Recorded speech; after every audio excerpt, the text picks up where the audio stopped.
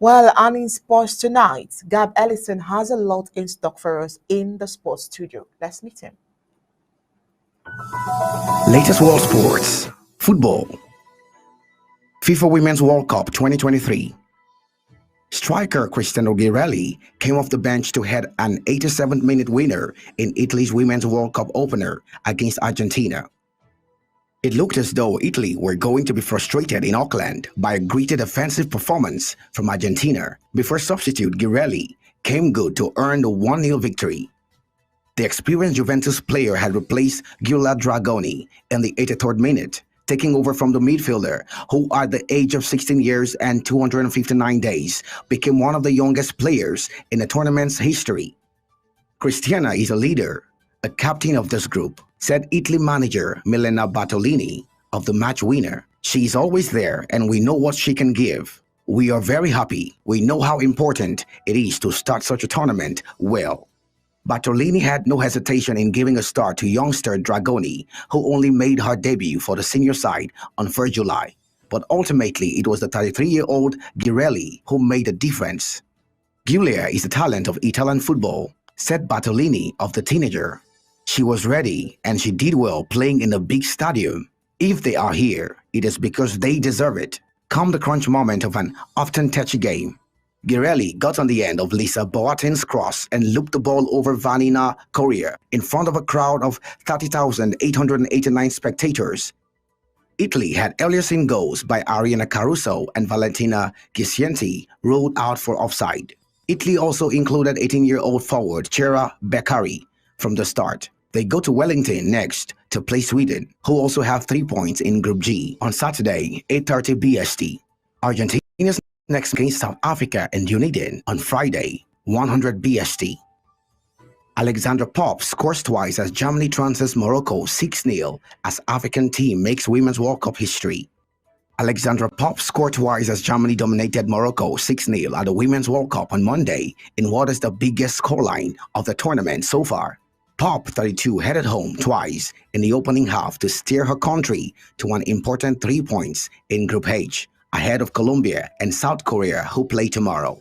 Within seconds of the restart after halftime, Claire Bull scored Germany's third as the European side pounced upon some sloppy mistakes from the African World Cup debutant, and Hanani Ait El Hajj inadvertently turned the ball into her own net just minutes later. Another own goal, this time from Yasmin Marbet in the 79th minute, made it 5-0, and Leah Skula's late strike capped off a successful evening for Germany. Despite the result, it was a momentous day of Morocco, who made history by becoming the first Arab team to compete in the tournament. Although she didn't come off the bench, Atlas Lioness defender Nouhaila Benzina is set to become first player to ever wear a hijab. The European finalist began its campaign in ferocious fashion, pouncing upon the Moroccan mistake to win possession back high up the pitch early on to allow Katrin Hendrich to provide an inch-perfect cross for Popp to head home and give Germany a lead in the 11th minute. It was Popp's 63rd goal for her country as she and her teammates made the perfect start to banishing any lingering demons from losing to England in the Euro 2022 final. Germany looked to have doubled the lead soon after, but Sarah Debrick's death chip was deemed to be offside, with replay showing it was the correct decision. It did eventually break through again though, once again coming from the head of Popp. Just minutes before halftime, Popp used her height and power to force her way past the Morocco defenders from a corner to get her second of the game and put Germany firmly in control.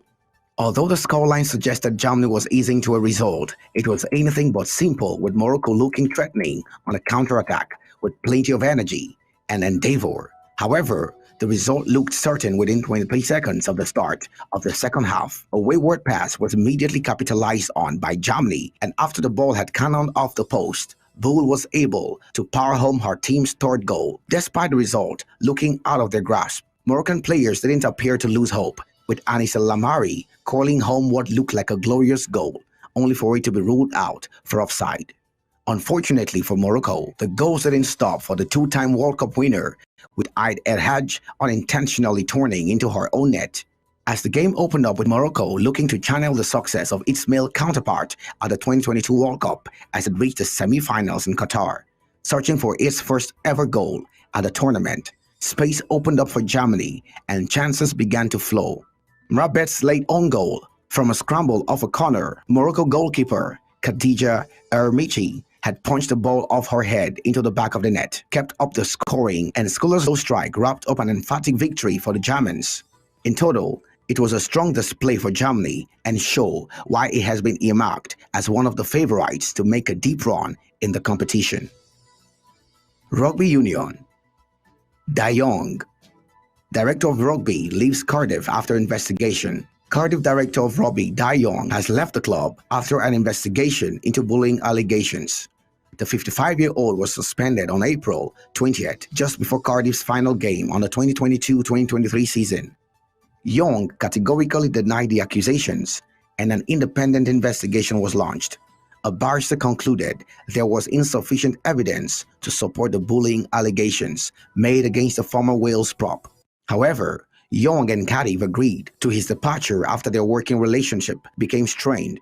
A Cardiff statement read, "As has been widely reported in the media, on 20th April 2023, De Jong was suspended from his role as Director of Rugby by Cardiff Rugby following allegations of bullying, which he categorically denied. Given the nature of these allegations and mindful of its duty of care to all employees, Cardiff Rugby commissioned a barrister to carry out an independent investigation following a thorough process. The barrister concluded that there was insufficient evidence to support the allegations and that no further action should be taken in relation to them. Unfortunately, this process has caused strain on the working relationship between Cardiff Rugby and De Jong. In the circumstances, regrettably, it has been mutually agreed by the parties to terminate Dai's employment contract in accordance with terms within that allow for early termination. Cardiff Rugby would like to thank Dai for his latest contribution to the club during the last 2 years, which culminated in the club finishing as the highest placed club in the United Rugby Championship, which secured the return to the European Champions Cup. We wish Dai the very best with whatever the future holds for him. Work will now begin to appoint a successor and coaching team at the Arms Park, with 14 weeks still remaining until the 2023-2024 season kicks. Matt Sherrod and Richie Reeves have been taking Cardiff preseason training in Young's absence. Gab Ellison reporting from Dunted, ABC Amba News.